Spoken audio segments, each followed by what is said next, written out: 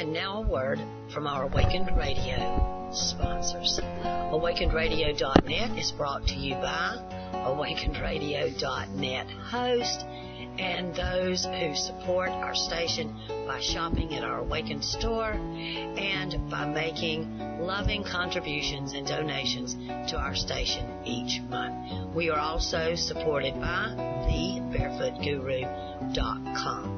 Thank you so much for your love and support of the Awakened Radio Network at AwakenedRadio.net. Ho, ho, ho! Santa listens to Awakened Radio, and so should you. And now, back to the show. Hi, this is Rob Ragozzine. You're listening to Your Unfolding Senses. We're here tonight to talk about dreams, continuing from last week, going more into what they mean for us. And I think one of the most important things to remember as we're working with dreams is A, to have compassion for yourself, and B, to be gentle with them. Don't force anything. Just allow whatever comes up to come up, and we'll go into this more later. But for now, just keep those things in mind. And if you want to join us in this discussion, you can use Skype to connect with Awakened Radio or dial 334-649-7204, or you can join us on the chat room at awakenedradio.net. And if you have a question, feel free to type it out in the in the chat room, or call in again, 334-649-7204. Now, I've been reading a book called Healing Dreams by Mark Ian Barash. It's an excellent book. It's all about people who are undergoing personal transformation after they had started to connect with their dreams, perhaps after encountering an illness, and they use that as sort of a gateway into working with their dreams because they really wanted to know, what does this illness mean to me, and why are these strange dreams occurring as I'm not feeling as well as I used to? Why are they occurring now? And I really recommend the book, and I'll talk more about it as we get deeper into the show. And I'm really focusing on the healing and the physical needs because 2013, which is right around the corner, is really numerologically all about compassion for number one, and family and friends and relationships for number two. So it begins with having compassion for yourself, and if you can't have compassion for yourself, how can you have it for family and friends? And it's about taking care of yourself, and hence making home life important. And I talked a little bit about this last week. So if you're not making your home life important, that extends out to you. You're not paying attention to your body. Perhaps you're not getting enough sleep, not eating the right foods, and then you're more irritable, harder to get along with, harder to stay in relationship with people.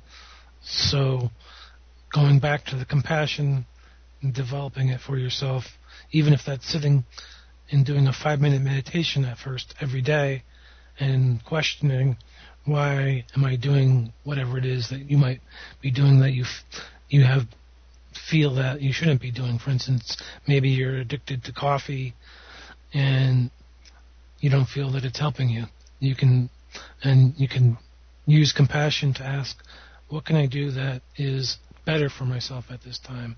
Maybe you can not cut it out completely, but start drinking more water, for instance, and that allows you to feel better about yourself, allows you to feel more connected, allows you to feel that you're actually doing something to work towards your desire for compassion, for healing.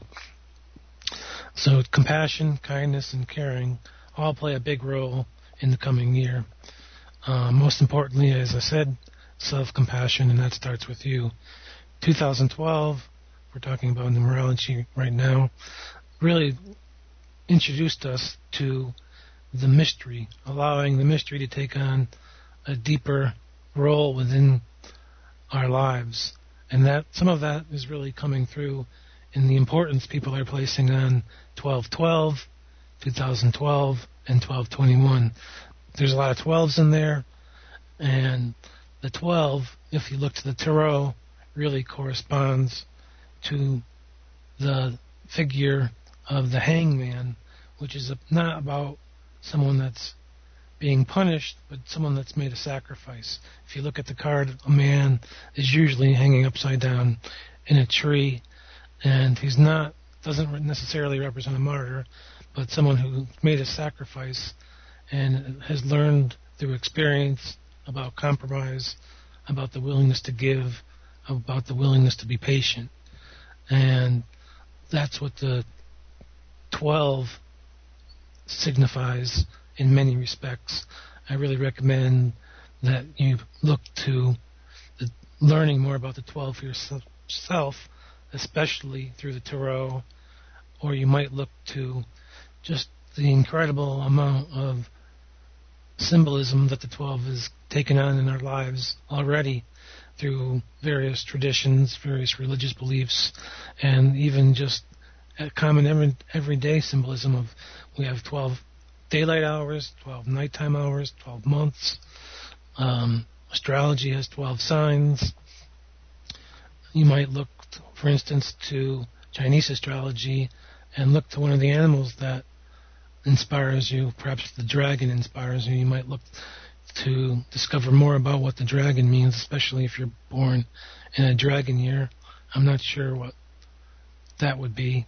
I was born in the year of a horse, so that's all about stamina and strength.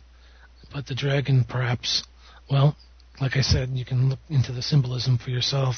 Perhaps you might find a story or myth that relates to the dragon that can really teach you a lot. And that kind of goes right into dreams. So instead of reading a dream book or a book of symbols, you can read a myth about the symbol that you're interested in, or a story, or watch a movie. In the chat room, someone says they think they're a monkey. So you might, for instance, bring a go to Pier 1 and see like a little monkey statue, bring that into your home and see what it means to you. You might ask for a dream. Gee, what does the monkey mean for me? And maybe you get a dream with monkeys in it, and then you can work that dream. So this is pretty much all related to the 12 and opening to the mystery and trying to connect with what it means for you. Playfulness, Donna says in the chat room about the monkey. So for her, the monkey means being playful, having fun, not being a stick in the mud, really becoming engaged, and not necessarily being the life of the party, but just being someone, I guess, that can let loose and have fun. So maybe if you have a monkey, that means the same to you, or maybe it means you're curious because they do work with some small tools. For instance, many different kinds of monkeys. So you might really research. She says, I always used to be a stick in the mud. So there is something that you might learn from your sign.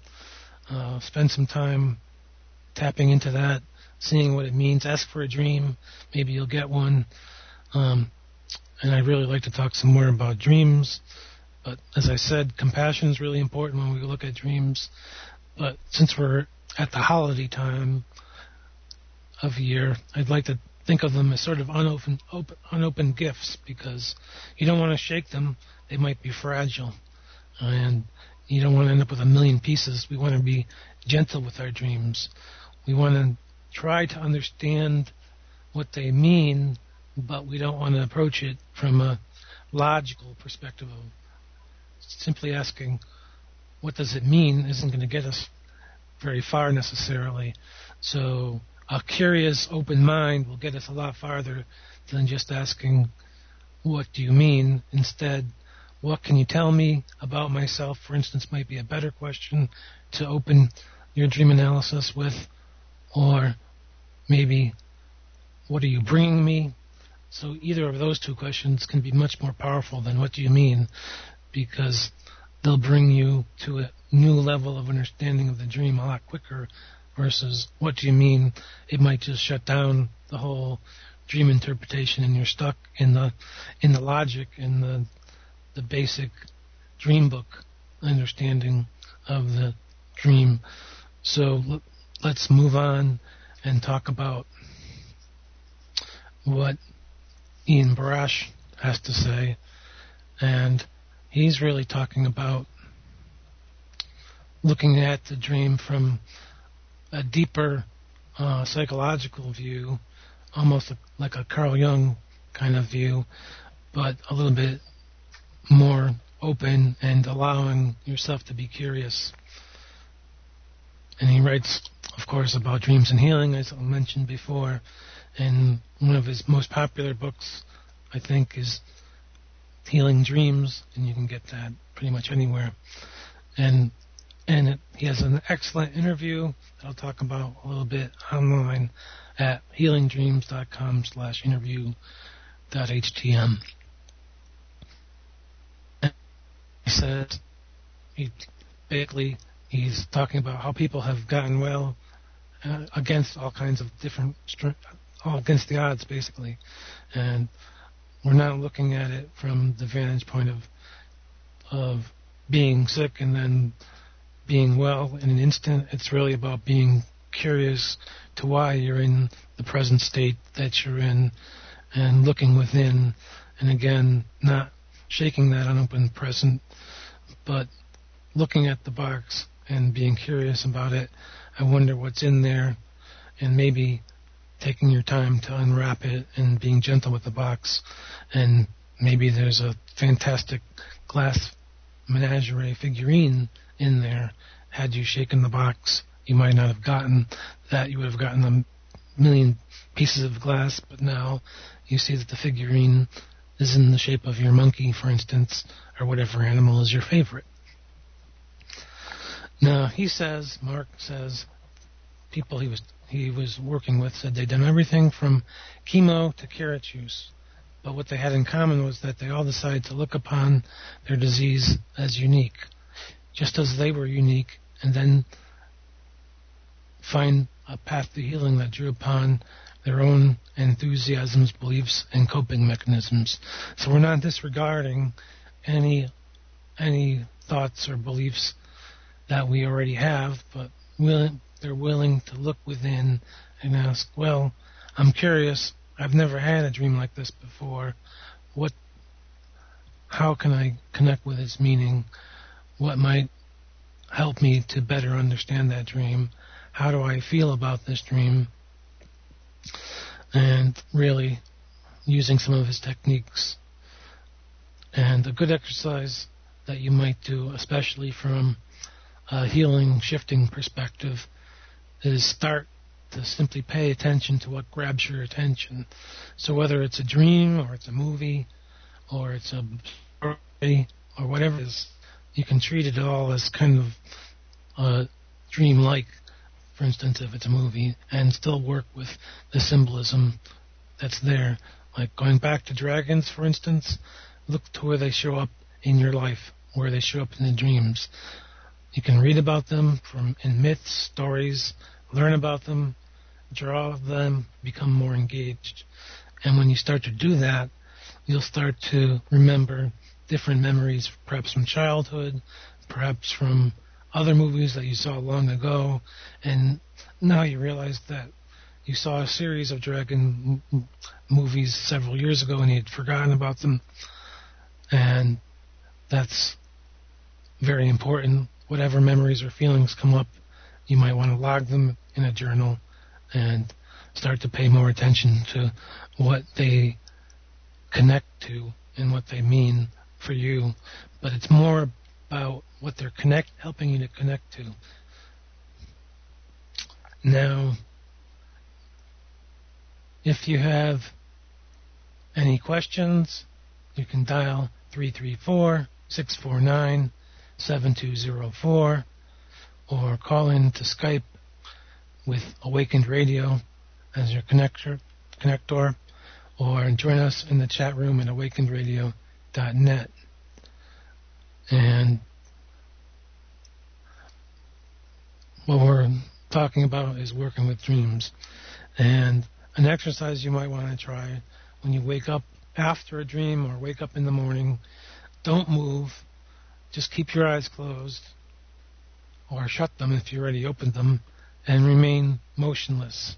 Don't try to, you don't have to not be a cement block, but try not to move too much. Now, gather whatever comes to your mind, whatever images, feelings, or impressions, and lie there. And as soon as you think you start to have enough, you can immediately record them in your journal as they're coalescing. It might take a minute, it might take 2, it might take 5. Don't force it to happen. If you don't get anything that day, that's okay. Just look at if there's perhaps any feelings. How do you feel right at this moment? Maybe you feel kind of blah. Maybe it's time to get the Listerine or the mouthwash and you feel like your mouth's sticky. You can write that down. Whatever it is, and track how you feel over time. And maybe you'll come to some conclusions that every morning you feel blah. And then you might look to the previous day to see why.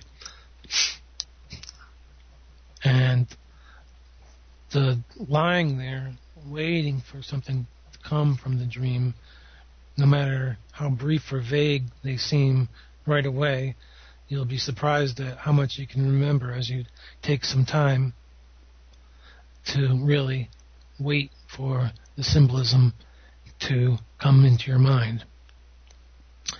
Now, again, if you're in the chat room and you have a dream, you can mention it. We can talk about it a little if you're interested. Or you can call in to Skype with Awaken Radio as your contact, or 334-649-7204. And compassion is always a key thing to have for yourself, but we're really talking about compassion from a view of not bringing harm to yourself. Sharon Salzberg, I think, says it best in her book, The Revolutionary Art of Happiness.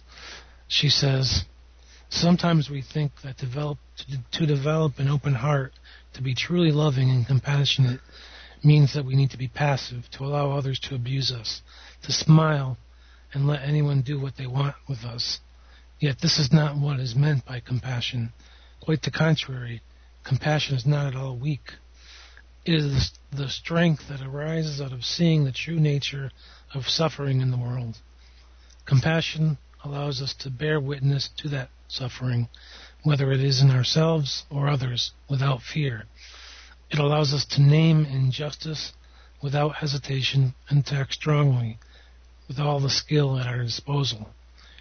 To develop this mind state of compassion, it is to learn to live, and as the Buddha put it, with sympathy for all living beings without exception. So we're not just being vague, we're trying to have a sense of wholeness for ourselves and for the world, as she puts it. And William Butler Yeats says, in dreams begins responsibility. So that kind of sums up what I'm trying to talk about. It's you have the dreams are bringing you clues to shifting, to growth, to change, to heal. And Donna asks, what are some of the reasons we don't remember our dreams? Now, you might not remember your dreams because you're not relaxed enough, for one. So, developing a meditation practice, even if as I said before, is only 5 minutes a day, or 2 minutes, or 1 minute, it'll help you to center and calm down and relax and develop a state of mind where all the chaos and the static outside starts to not necessarily fade away, but to be less intrusive on your mind, and you'll learn to find a way to step into a quiet place inside, and then it won't be so much like, I always use a symbolism of like whirling blades that are all around you when you're in the dark. But rather, you'll be in a more less stressed, peaceful place. And it doesn't matter if you just sit in silence or listen to guided meditations or listen to music or drum.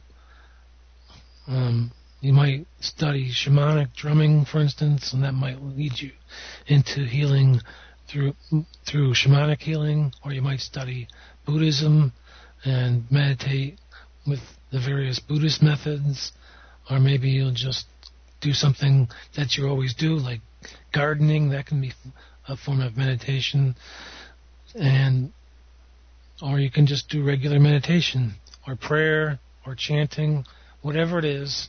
Find a way or a tool that will help you to settle in, relax, and step away from the crazy, chaotic static and step more into calm and peace. And then you'll be able to remember more of your dreams. Keeping a log will definitely help you to remember your dreams more. And even as I said before, even if it's a simple word or just a phrase or a color or a feeling, whatever it is, write it down.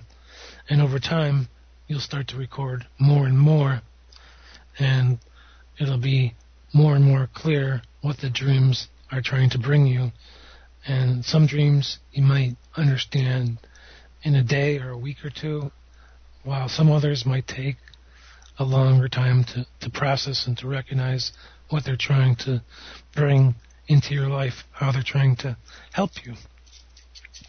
And I recommend really a study, an introduction to a study of reading more stories, myths about various traditions, various cultures, various religions, and then you'll start to see how the symbolism that's in your life connects to these various stories, myths, and traditions. And sometimes it's easy to see. And Donna asks, what's the difference between a sleep dream and a waking dream or vision?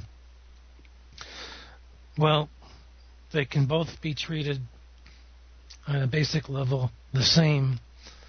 I've had some pretty powerful waking dreams that have been really, really important, that bring really good guidance. For instance, I was in a hotel and the cleaning staff had a big set of keys, and I was in the process of leaving my room, and the maid came in and said, "Oh, these are my keys." And she took them off the bureau and laughed and left. And I hadn't realized that I had the keys all the time. I had the power to learn more about myself. And that really helped me for me, that was my conclusion. I wasn't thinking about going into different rooms and such. I was just thinking as the keys to have the potential to unlock various parts of myself. That's how I looked at it. Mark mentions a dream that he had, that Howard Stern bowed to him and called him the king of all media. And another thing about dreams is that they often represent parts of us. So you can look at everything in a dream, including Howard Stern, as a part of you. So you might find time to have a conversation with the Howard Stern inside of you and talk to him. And Donna says Howard Stern is yucky. I'm not sure what I think about Howard Stern, other than I think he wasn't too helpful for Sirius XM there, because I was hoping for way more channels, and he wants a lot of attention. But anyway, it's always good to look at what triggers a certain response from you. So Howard Stern, for many, has a very visceral response. You either have a serious desire to listen or a serious desire not to listen, and that might help you connect to looking at the shadow. If you've studied or read any of Debbie Ford or various other authors that talk about the shadow, which is really some of the parts of ourselves that we tend to hide, not talk about, or repress. And it could be both the good and the bad sides of ourselves. Like, you might be a great artist, for instance, but be ashamed to talk about it. Or you might have any number of issues that you just don't think that anyone else has, and they try to hide them. But then you start to talk about it with other people, and you realize that they have the same or similar thoughts, or they have similar patterns. Perhaps, they want to lose weight, and then they try to hide from the fact that they're eating cake at night, for instance. But it's all about our strengths and our weaknesses, and looking at what we like to talk about, we don't like to talk about, and that connects back to the dreams and back to really waking up and learning from our dreams and learning to heal these soft, tender parts of ourselves. And that's what the dreams help us to do. Now, we have about 3 minutes to our break, so you might call in after the break and ask a question about one of your dreams at 334-649-7204, or connect with Skype at Awakened Radio, or join us at awakenedradio.net. If you're interested more in this topic too, you can contact me at Twitter at NumbersByRob on Twitter, or NumbersByRob on Facebook, or also Awakened Rob on Twitter and Facebook, and tweet me a question or DM me if I follow you and we follow each other. And I'll be more than happy to help you with any of your dream questions or numerology questions.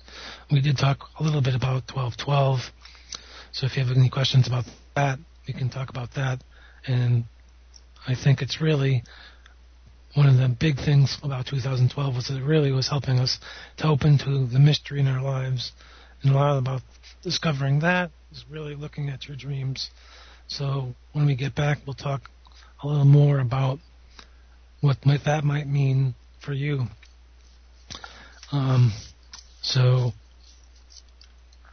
I'll leave us with a quote from Mark Ian Brash and his book Healing Dreams, and we say, this is from Carl Jung.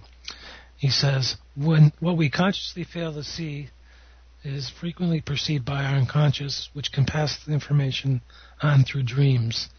Dreams may often warn us in this way, but just as often it seems they do not.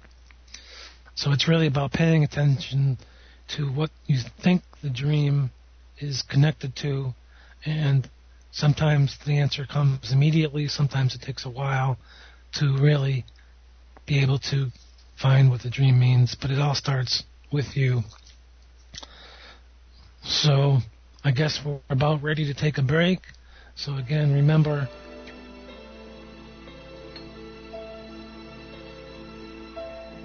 and now a word from our Awakened Radio sponsors. Awakened Radio is brought to you proudly by the Creative Playground Mastermind. You can take part in a mastermind group by visiting www.thebarefootguru.com. The Creative Mastermind Group helps you to create a playground where you get to experience your life the way you really want it to be. Thank you so much, and visit www.thebarefootguru.com today. have a message, a passion, something that you really do want to share with the world?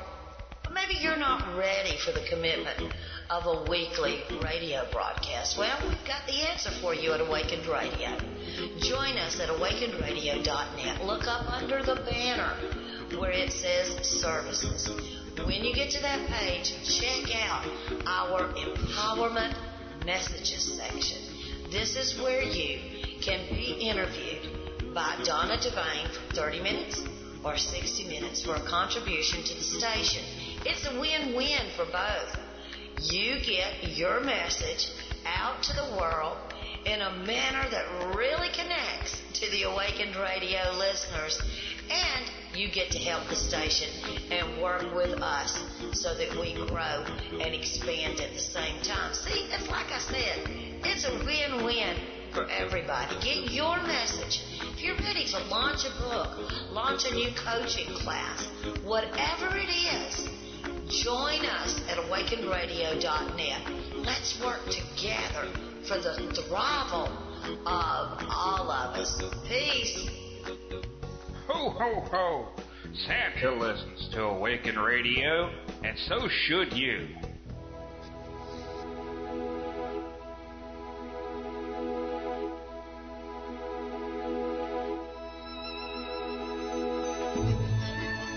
Thank you for listening to Awakened Radio at awakenedradio.net. Now, back to the program.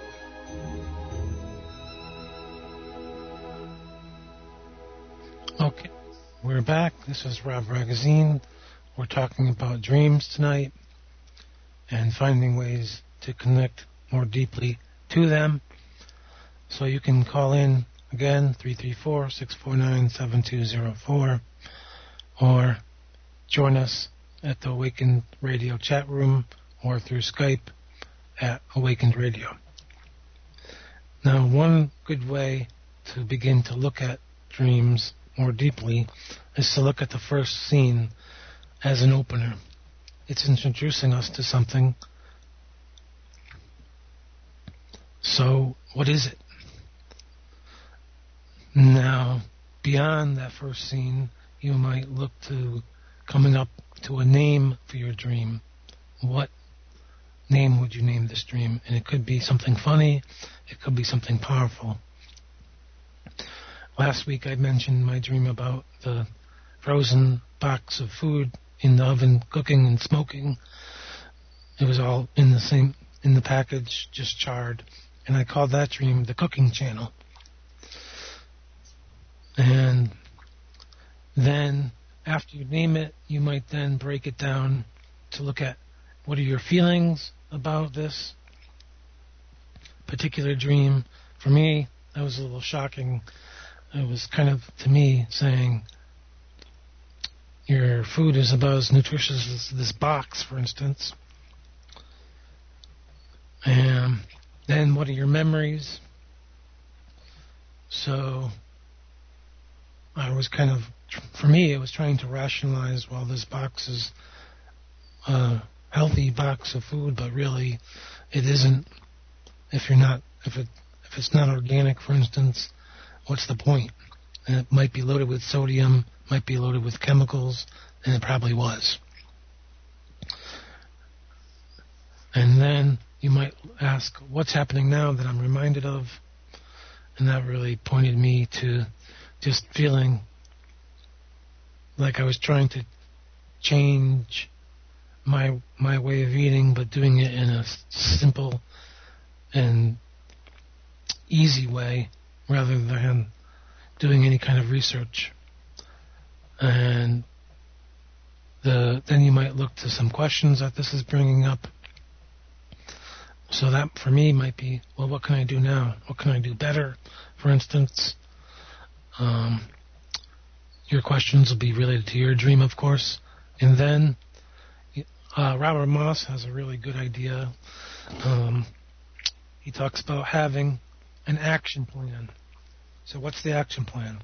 Well, for me, that's, of course, cooking my own food, but it's also about reading about people that really interest me and what they have to say about food, like Mark Bittman and other people who really have a good understanding of food. And I remember reading Diet for a New America by John Robbins, and one of the things that struck me was in the very first chapter of the book, he said something about his father was disowning him because he was the owner of the company that made the ice cream, for instance. So here he is talking about the quality of food, and his family is selling ice cream. And Robert Moss also talks about coming up with a really quick snapper, he calls it, or some sort of phrase that summarizes the dream that helps it stay in your mind and keeps it important to you. And I just called it Fresh Is, kind of a riff off of Forrest Gump. And you might use that as a way to have some fun with it and to really connect with your dream on a new and deeper level. Now, other cultures, before they've been modernized and their cultures changed by the Western world, have some serious ways of working with their dreams. One of those is people of northern Mexico called the Ragozzine, and they do something where they make sleeping arrangements so that they can get up at night and talk with their dreams with one another. And I was listening to a talk about Europe before the invention of electricity, or before it was really popular to use. They had something called first sleep and second sleep. Obviously, when it got dark, they had to go to bed because candles were expensive when they were before their electricity, so only the very wealthy could light their homes at night. So people would go to bed and sleep for a few hours, get up, and then they might talk about their dreams. So, for instance, these people of northern New Mexico, the Ragozzine, R-A-R-A-M-U-R-I, at least used to. I don't know if they still do as much. It's said that they do, but they regard their dreams as something that was really important for their soul to do as they sleep. And it's kind of what the soul sees. They're looking at it from that vantage point. Their soul sees these images, and that's what's happening. And now they need to connect with it. And some other cultures, like cultures in India, for instance, they look to it as almost deities or gods are communicating with them. So you might use this really to look at, not necessarily from their viewpoint, but just to look at it as, wow, all these cultures had these keen, interesting insights. Why have we lost our way? Why don't we do this now? So find a way to do it for yourself if you feel so moved. And you might use some of the ideas that I mentioned, naming a dream and asking about what's the reality around the dream, and really trying to connect with it and what it means for you on that level. Now, I was reading about some interesting studies this past week. California Institute of Integral Studies researcher called Fariba Bagzaran conducted a study in which she had a small group of 76 volunteers who had lucid dreams, and she guided them into two groups. One group was told to say, I want to find God in their dreams, and then the other was told to say, just allow me to experience the divine. And what she concluded was that the people who were more passive and didn't ask to see God, just asked to see the divine, they seemed to have more profound, more powerful, more enriching dreams. And I guess the quote from one of the dreamers was, "I felt a renewed feeling of awe, respect for the splendor of the universe." So it's basically, for me, what it's saying is dreams of wholeness may just come up unconsciously because they were more engaged, more active with the dream than the person who was more restrictive and was looking for one particular answer, for instance. It's about conscious intent, and that is connecting with what's inside our unconscious and giving us some powerful healing experiences.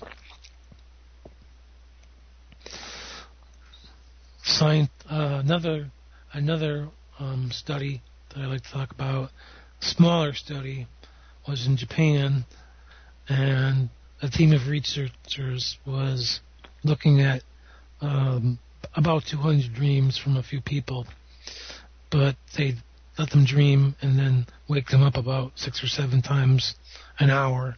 So I don't know how many dreams they could have had, but I guess they looked at 200 for very basic things like auto, car, person, female, computer, and then they hooked them up and studied them as they were having their REM sleep, and they found for this very small study that they were able to predict each category of content that was present in the dreams with an accuracy of about 75 to 80%. But again, these dreams aren't wacky dreams or very complex long dreams. They're very, very simple dreams, and it's a very small study, but it's very interesting, and I'll post that to my Facebook site. I think I might have, but I'll post that to my Facebook site and you can read more about it. In the chat room, Donna mentioned she doesn't ever remember having a dream about technology, but you might not have a dream about a particular thing if that's not the symbolism or the metaphor that you normally connect with. The dream is speaking in symbols and metaphors, and usually ones that we'll be able to understand because we watch particular movies or we read particular stories, or it's related to our religion or our culture or our beliefs. So it's right there in front of our noses, but we get caught up in, saying, I know what that means, but it's really about stepping away from that I knowing, letting the knowing go. Don't say I know, I guess change it to I want to know. I'd like to know more about what this dream might be presenting to me, instead of saying I want to know what this dream means. And that really opens the door to more learning more about yourself and how you relate to the world, versus shaking that present and breaking that small glass object, as I mentioned before. So treat the dream as if it's a wrapped up glass menagerie, and it's fragile. It needs your help to be understood. Now again, you can call in with Awakened Radio to Skype or dial 334-649-7204, or join us in the chat room at awakenedradio.net. And Mark, we were talking about Mark Ian Barash, and he says the places where an illness deeply affects us are where we need to go to heal. Being sick batters at our emotions and has a huge existential impact. The first response, why me, leads straight to philosophy and religion. It affects us as social beings in our relationships, vocation, and communities. This paradigm is as old as the biblical story of Job. What are your systems saying, he asks. That is, what does it mean to you? How do you imagine it? Dream it? How does it function in your life? In a dream, for example, ugly or deformed or diseased personages may possess some disowned portion of the self. So like I was talking about the shadow before, this is what he's mentioning here. He says, you see this in myths all the time. The troll who is the keeper of the treasure, but you have to answer his riddle to get it. In dreams, this is the function of the shadow as well. He mentions again, and then he talks about when he had cancer, he had a lot of nightmares, and he could say they were all about disease. But it's also clear to him that they were also part of spiritual and psychological blind spots. What happens in a dream is that you are forced into the same space with the devil, this thing that is utterly repellent to you, and the dream is a closed vessel. You can't get out. So you're forced to deal with it, listen to it, try to assimilate it, and in doing so, you're transformed. You receive some sort of soul moisture that before was locked up in ice. In the chat room, Donna mentioned she has 3 buildings that she dreams about a lot and has been dreaming about them for many, many years here. Now, I guess a question for me, if you'd like to come on the air, is if you know what the buildings are, or you can type that in the chat room, but you can really go into the buildings and ask them what they're about.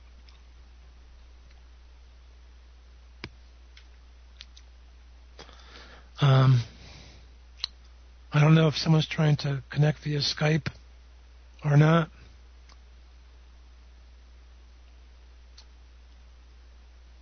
Or is that me? I'm not sure.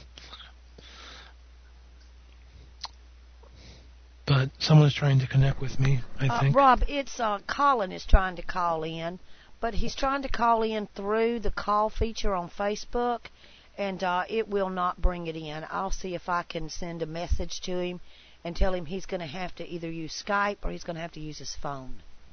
Okay. Okay. Well, I'd like to talk with him if he's able to connect, but for now we'll talk more about what Marky and Barash is saying. He says, if you see a horse in a field, you might not even pay attention to it. It's just another horse. But if you see a horse in a dream, you would likely ask yourself, what does that horse mean? Why is it here? The horse might have an incredible intensity or numinosity. It might even talk. Now, if we could bring that kind of perception to our waking existence, think of the richness of meaning that could read us everywhere. So he's talking really about bringing out our curiosity for the dream to our whole life. So being open to looking at even something that's not a waking dream as a waking dream, but not from a psychological or closed view, this is a TV show kind of perspective, but to really actively engage in your life with a sense of curiosity. Now, he talks about having a dream about an intelligent starfish, and he says, well, he had thyroid cancer. He said, that was my thyroid. That was the exact language of the dream. Sacred, intelligent starfish. And in the way that these healing dreams, sometimes called big or numinous dreams, seem to work, this one had a dimension of synchronicity with waking reality. He mentions going on a trip with his daughter to the Boston Science Museum, and he'd never been there before, but as soon as he got there, well, not as soon, I guess after they got there, there was an exhibit on starfish, and someone mentioned they can regenerate. So he looked at that as the possibility for healing his thyroid. because the language in the dream, what he got was sacred, intelligent starfish. And then he went the next day to see this exhibit, and someone mentions, oh, they can regenerate. So he really took that as a sort of synchronous event, and he says, this spoke directly to the issue I was wrestling with at the time. Was it necessary to excise this organ? So did he cut it out or leave it in? He mentions the conventional treatment was surgical removal, but I was asking if there was some way for it to heal. So he looked at that as a possibility. And he says, one message was coming from my dreams, the other from the world of medicine. So he tried to balance the two, and which you really always should do. And he mentions that too. And he also mentions, after that event, he really began to study his dreams more intensely. He says dreams can be very tricky, but here at least was this other country heard from, this countervailing attitude. So he was willing to include both possibilities, more working with the dreams or surgery, or maybe even both, but not just one or the other. He was willing to have the possibility that more work would be involved. He says, I started keeping records because these dreams were also titanic and unprecedented in my own experience. For probably 5 years, I spent an enormous amount of time going over them, and he needed to understand, and he found in his reading that many traditional cultures' view of the body's organs are as living creatures, having their own intelligence and their own voices. So he really developed a deeper worldview of dreams, and there's quite a bit of how he helped other people in his books. So I really recommend it. One of his popular books is called Healing Dreams, and you might look into getting that. Now, we're coming to the last few minutes of the show. If you have a question, 334-649-7204, or Awakened Radio on Skype, or join us in the chat room if you can, awakenedradio.net. And Mark asks, are these dream ideas based on Freud or a new branch of psych? Well, Mark's ideas are more deeply based on Jung. I guess some of it stemmed from Freud as well.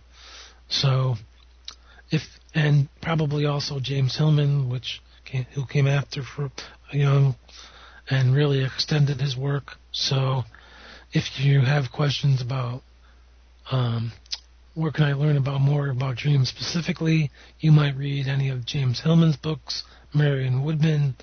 Some of those are really popular. One of her more popular books, I guess, is Leaving My Father's House, or Mary Louise von Franz, who looks at fairy tales and really tries to look at that from a collective unconscious view. So all of these things, whether you're looking at fairy tales or myths or stories or cultural beliefs or traditions, or just looking more into your religious sacred texts, for instance, the Torah or the Quran or what have you, the Bible, they all have clues to various stories. I guess we're having someone try to call in, and I'm not sure.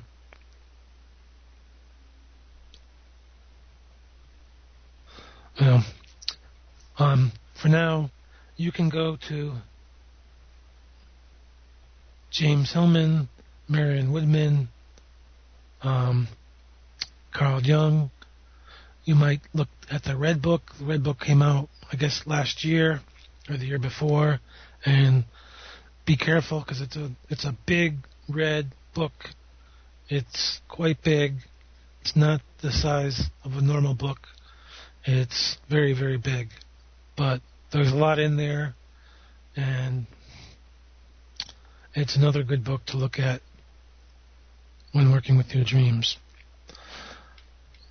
So some things that might help you to remember them better is to go to bed the same time each night. That helps to really establish a regular waking sleep pattern, so you'll remember your dreams because now you'll have a set time to go to bed and wake up. Don't sleep in. Again, repeating the same activities every evening will make it so that your body just knows what time it is to relax and start shutting down for the night. I mentioned last week about setting a time like an hour before bed to start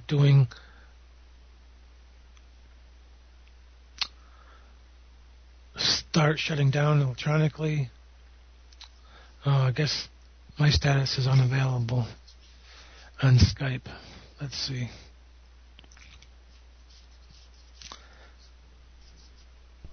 I'm trying to add Colin. He's online with Skype, but I think the problem is, there you are. Now let me see if it'll do it. Hold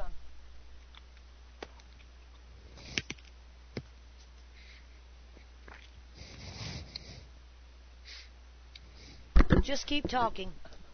Okay, so stop and shut down like an hour before bed. Turn off all electronics, no TV, no radio, no cell phone calls, and that'll help you to establish a regular pattern and have a special time to really enter into the specialness for the dream.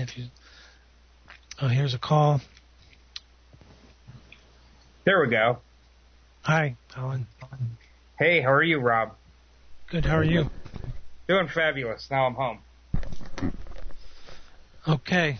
Let me interrupt again. I don't normally produce live on the air, but we've got 3 minutes, and Colin's been trying since last week to get in. I will give you some extra time tonight. There's no one on after you, Rob, so if you've got 15, 20 extra minutes that you can go over, I'll give you that because Colin's got something very exciting he wants to share with you. But I also want to make the announcement to everyone. Facebook, when you try to call the station through Facebook, that Facebook app is not threaded in or whatever in sync with my Skype. It will not let me add you.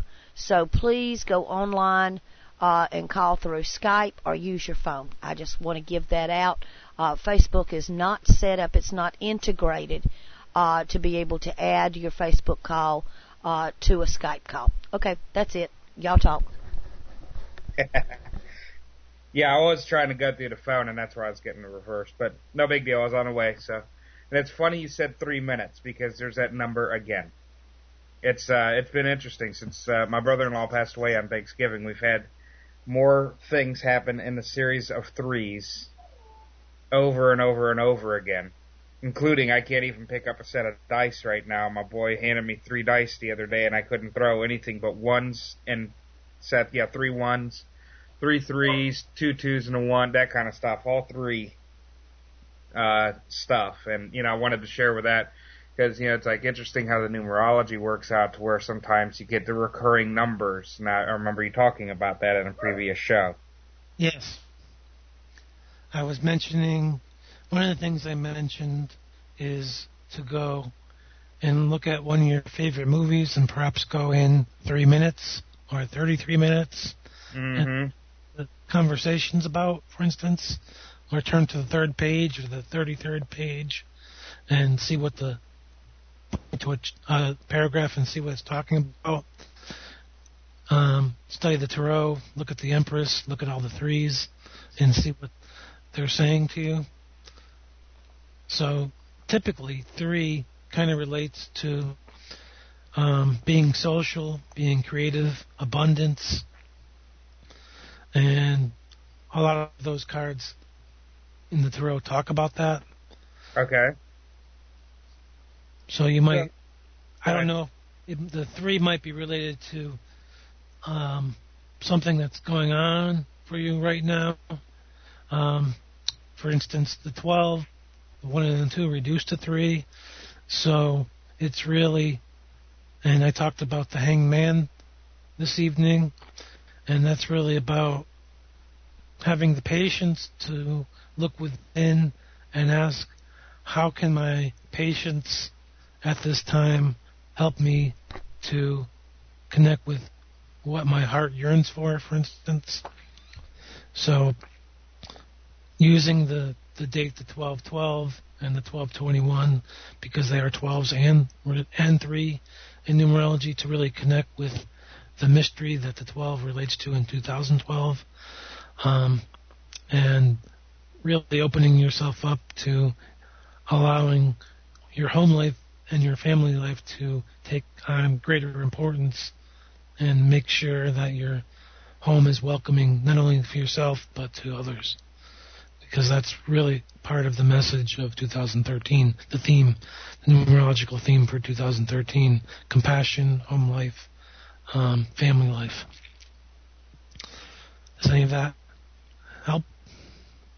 Yeah, and it's kind of ironic that you bring that up, because that's exactly the path that my wife and I have been working towards, especially in the last couple of weeks. There's been a big drive to have no further building of our homestead out, which ironically is also filled with 3s, between 3 goats and 3 of each type of chicken that we have out there and such, and 3 boys of our own with children and such. But like the paddocks, even number of paddocks that we have, but the whole goal was to get it to the point to where it became an open and welcoming homestead for people to come and spend time at, and not just us consistently building it out and working and building it, and the space to enjoy it basically is what I'm getting or hearing for 2013. Am I right? Yes, and also the 3 relates to that as well. Being social, being able to connect with the celebration, and that's what the 3 really relates to. If you look at any of the tarot cards, the 3 of Cups, for instance, 3 people holding up 3 golden cups. Yeah. Well, the 3 of Swords kind of relates to being able to let go, to release, to move to a new time. The 3 of Coins, a good celebration card. 3 of Pentacles, and the Empress, abundance, gifts, time to celebrate again. I don't know if you're familiar with the tarot or not, but you might pick up a deck and start to work with just the 3s. But you might also connect with some of the fairy tales and stories that are connected with the 3, like the 3 blind mice, right, for instance, and start to read about that, try to be curious about that. What does this, and ask, what does this help me to connect to? What memories come up when you start to read that? Maybe you remember an old movie and what that meant for you, and start to follow the chain that comes up as you're reading these stories. So you might read like the 3 Bears story, Goldilocks, all these kind of stories, and just see what they bring up for you, especially around making your home comfortable and welcoming for yourself. Cool. Well, alrighty then. There we go. Now we're getting somewhere. I've got my tarot deck. I'll have to go dig it out. Yeah. You gotta see what that has to say about things. Spend a little time with that this weekend. Maybe we'll go sit with the goats and let the 3 of them pick out some stuff. Oh, see, that's awesome. Go read Billy Goat's Gruff and see what the goats say. All that help you to come to what the message of the 3 is trying to bring to you. And you're doing it in a fun way and not trying to, as I was mentioning earlier in the show, you look at it as a gift and you're shaking the box and there was a glass menagerie in there. Now you broke it. No, you be gentle and try to have some fun with it and allow what its messages to come to you over time. And maybe you also find symbols that represent the stories, like the goats, and hang them up or display them in your home somewhere for instance, like have a little plastic goat somewhere to put on your desk near your computer, for instance. I could do that. Absolutely, I could do that. Well, that's great. Sorry? I said, that's great, man. That's good food for thought. Gives me something to look forward to this weekend. Now, I don't know if you're noticing if the 3 is showing up in your dreams or not, or something to that effect. I haven't noticed that, and mostly because I've been so unbelievably busy over the last few weeks with so many changes that when I do hit the rack, I'm out. And when I wake up, it's time to go again. So I don't really remember a lot in the way of dreams over the last few weeks. Just even things like movies, types of movies in relation to, like, my brother-in-law, his favorite movies and stuff, music and such, showing up in groups of 3s, which I took as messages from him, saying, "Hey, I'm still around. Don't forget about me." It could also be to make space for something new in your life, still celebrating him, but to ask, what's new that I can allow in now, if that makes sense. So yes. It's giving him room and you room, but also celebrating his life and his memory. Because now a lot of people don't get what the funeral is for. We've lost a part of ourselves. We're no longer a brother or a sister or a father or a mother. We're a new person. So now we have a new life to step into, a new role to take on, or we have to let go of a role, of course, but we also take on a new role. Kind of like a guide or a mentor. Or... Not necessarily a guide or a mentor, but we're leaving behind a role that no longer serves us, and we don't have to function that way, nor should we. We've lost that person, so we're never going to be the same person either again, because that person is gone. Not saying we're letting them go completely, but we're making room to let them be and let ourselves be.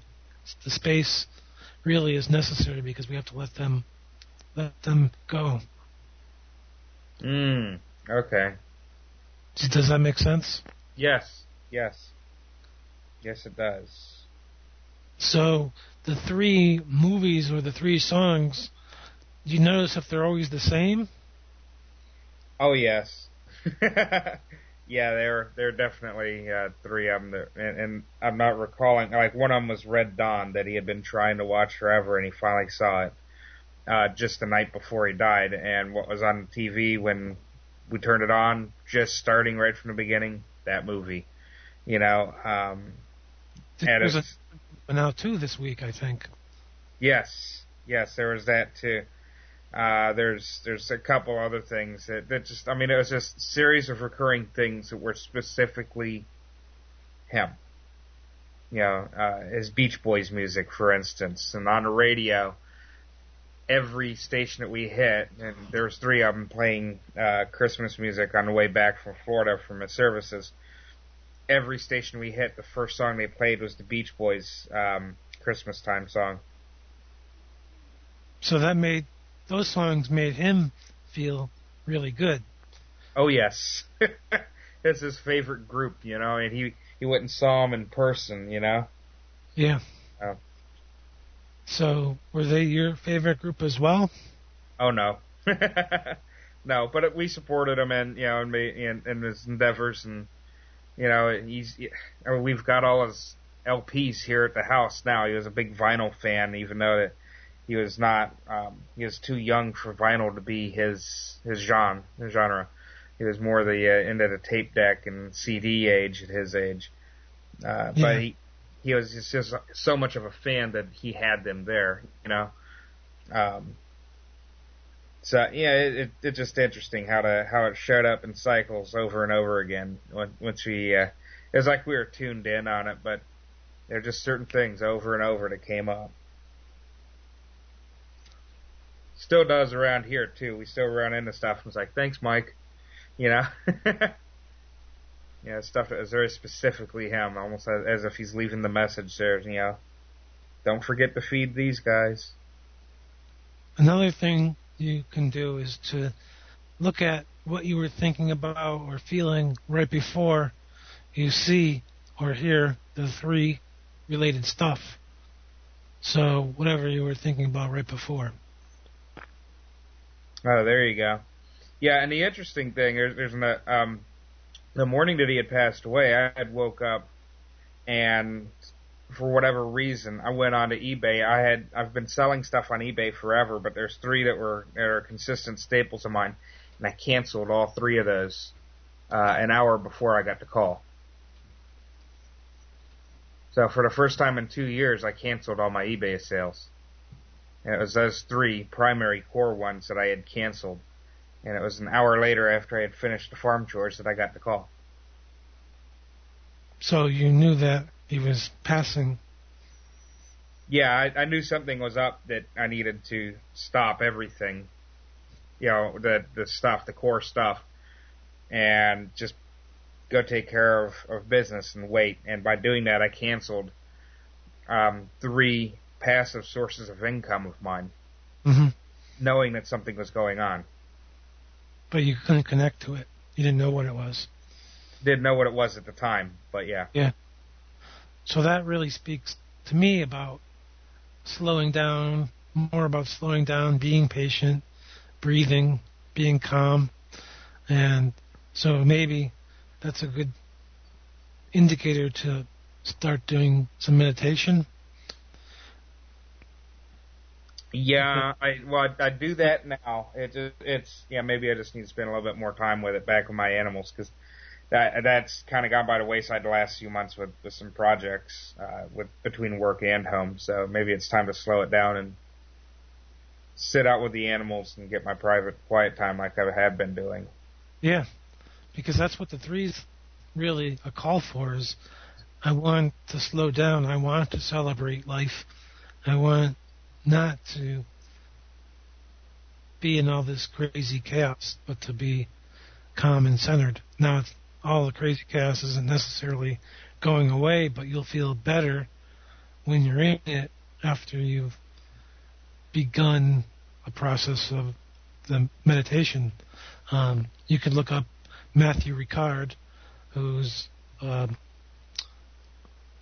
Buddhist monk who was a French researcher, I guess, who took up meditation, and now there's tons of research around him showing how meditation and compassion really affects the brain and changes it for the better. And I think if you follow my Twitter stream, I have some of his YouTube lectures in there too, so you might just do some of that. I mean, it's really powerful listening to him, or even the Dalai Lama, for instance, talk about meditation and compassion. Another person mentioning all Buddhist people for some reason is Pema Chodron, who really talks about compassion and Tonglen, which really helps us. It's about taking in what bothers us and then transforming it and releasing it while we're breathing in and out into something that's good. So breathing in pain and releasing joy, for instance. So right. That's right. Yeah.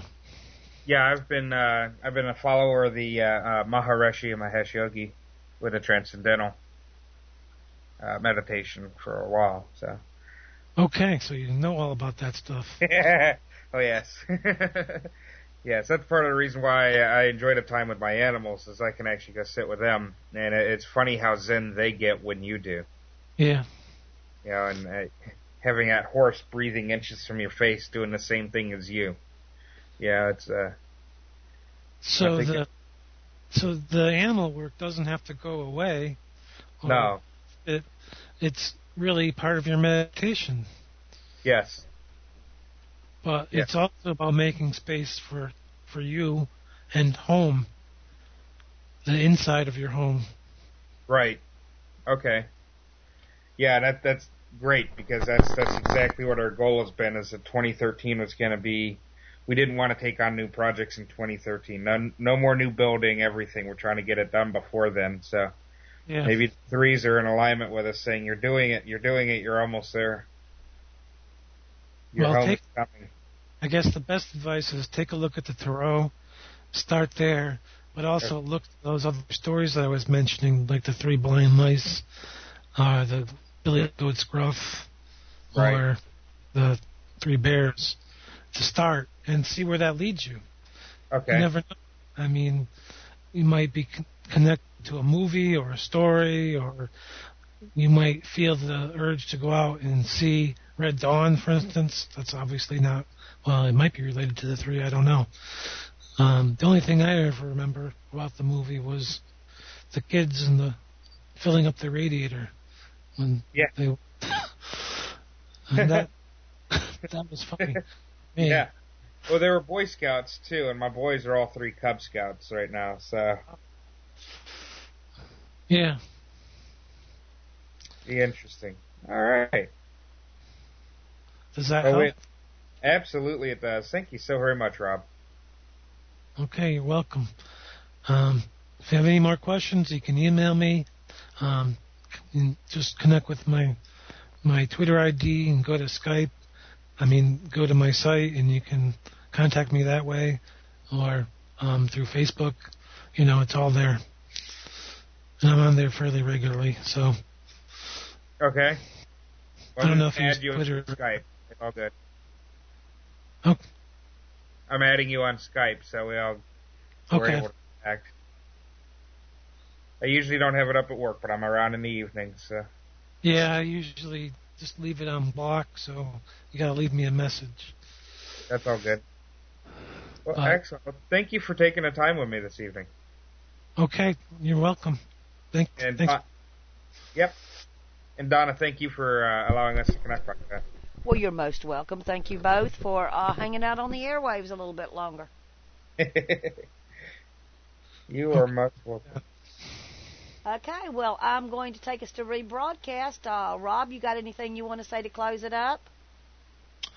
I want to say I talked about 1212, and I'll have an article posted on soulfulliving.com on Monday about what it means for us. And go there and please read it and join me on Twitter too. Okie doke.